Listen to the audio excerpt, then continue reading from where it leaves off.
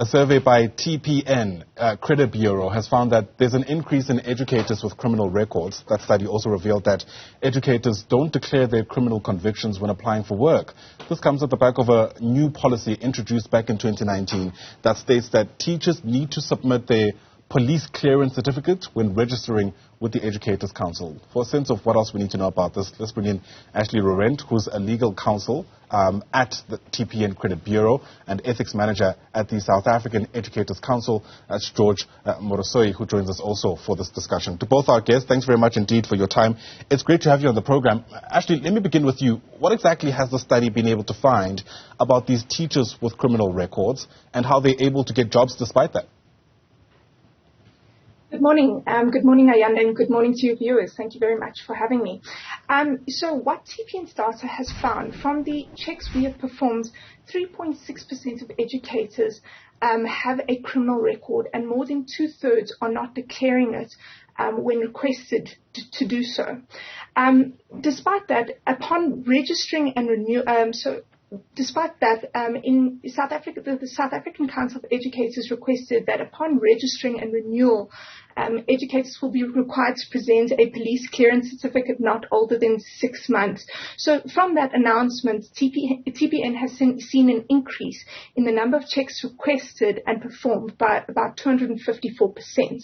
So a definite increase, and so that is what we've seen so far. Yeah, and what kind of criminal convictions are you finding typically these teachers have? So from the checks we have performed, Ayanda, we have seen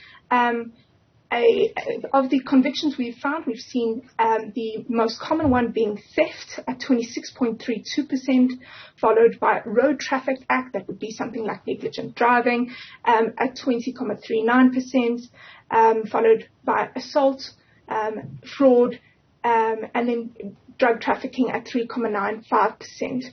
So very, very, concerning convictions, but definitely something schools can address through the correct vetting procedures. Yeah. Of course, I alluded, George, to that new policy that was introduced in 2019. I imagine before that, some of the gaps that this policy was trying to address obviously weren't being addressed. Is that the reason why we're finding that some of these criminal records are coming up from teachers who are already within the employ of the department? Good morning to you and to the viewers at home and at large. The policy referred to in 2019 was meant to address the gaps that existed in the past. And these gaps were to the effect that there were teachers who were employed without proper checks. And as we may know that it is the employer's responsibility to check or vet their employees' criminal status or misconduct status. So in this instance, Council took the decision that all educators intending or applying to be registered as educators with the Council, the South African Council for Educators, have to submit their police clearance certificate, which is not older than 6 months. So, indeed, every application that is being submitted to the Council is being accompanied by this police clearance. And as Ashleigh has correctly alluded, it is indeed so that some of the applicants have criminal convictions against them for the offences mentioned, save to say that on the drug trafficking, most of them actually were possession of dacha. As you may remember, a box of dacha here, a box of dacha, not necessarily holding large quantities. That is what we have found. So it was more possession of dacha, petty theft, and so forth. And I hope we're not downplaying it, right? I appreciate the clarity, but it's still of, great concern that somebody who is in a position of a teacher, in a context where you're meant to be teaching something like ethical behavior in society, that you might be found to be on the wrong side of the law. But George, typically, once this conviction has now been identified, what happens with that teacher? Is that an immediate dismissal? No, we do not employ teachers. We register them for employment purposes. Depending on the nature of the offense and what our policies say. There are those who may be registered. There are those who have to appear. As the counsel is the gatekeeper to the profession, they have to appear before what is called the counsel's fit to teach committee.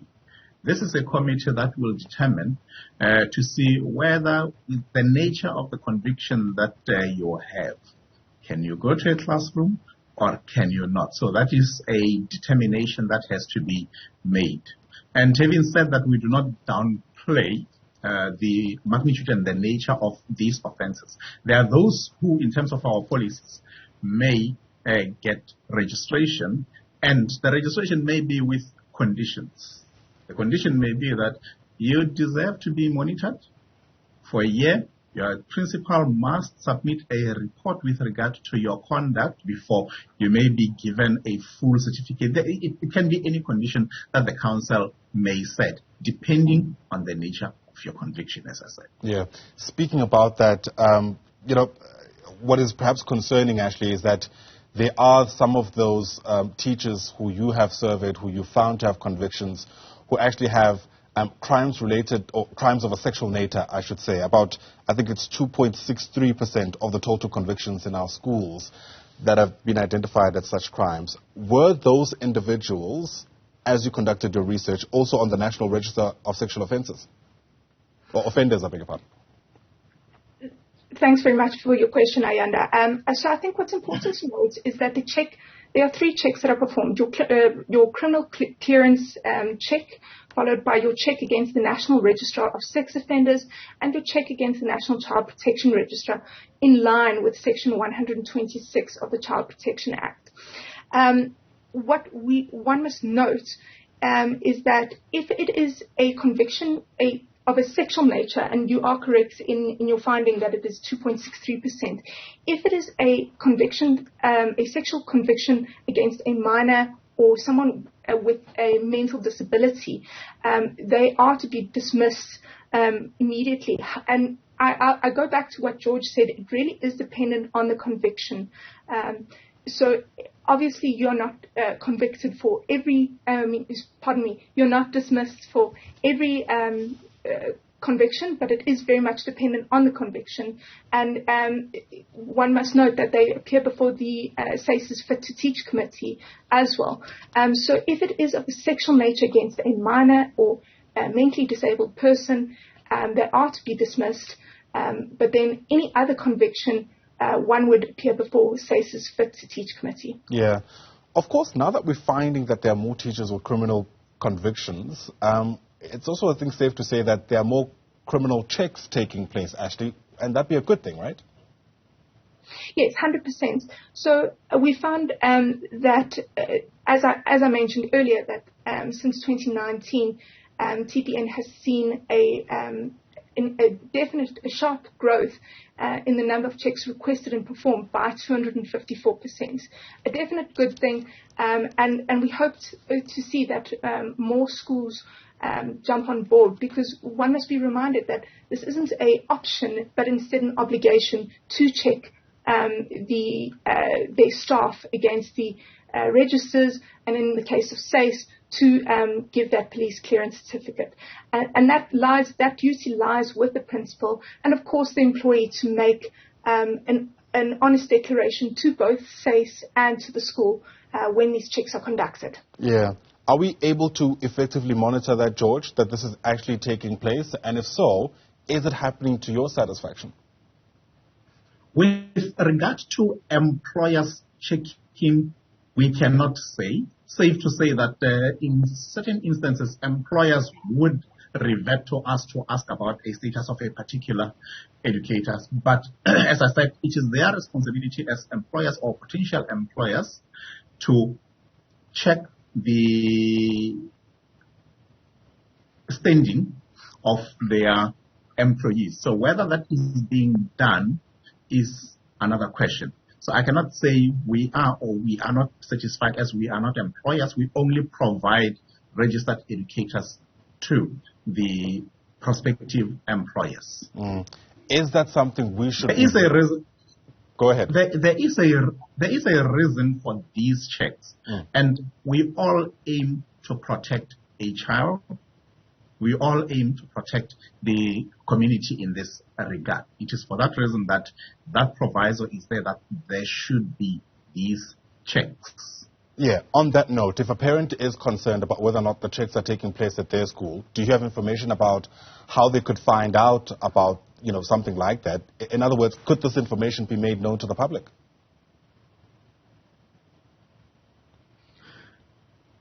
Sorry, George. I think the parent can approach the school, and definitely approach the principal, because the duty lies with the principal to ensure these checks are performed. So it's worth that the parent going to the relevant principal of that school to ensure that they are in compliance with the relevant legislation. I don't know if, George, you might want to add on that. I wanted to say that it's information that you cannot easily throw out, taking into account the provisions of the POPI Act. However, as a concerned parent, let me say that parents know these teachers.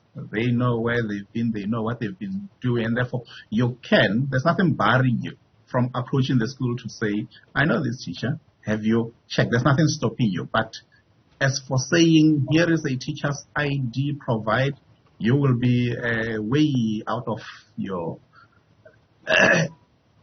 prisons when you do that, taking into account the provisions of the POPI Act. But there's nothing barring a parent to raise a concern, and having raised a concern, the school will have a duty, or the employer will have a duty to check that particular educator. In the event that they have, or they are listed, be it by the Department of Social Development, or their names is on the National Register, there are then other avenues to follow, meaning that the employer will have to take steps to safeguard. And those steps will mean starting with the disciplinary procedures. All right. Thanks very much indeed for your time. Really do appreciate both of you speaking to us. Ashleigh Laurent is a legal counsel with TPN Credit Bureau. Also joining us there is George Moroasui, who is with the South African Council of Educators. Thanks once again to both of you.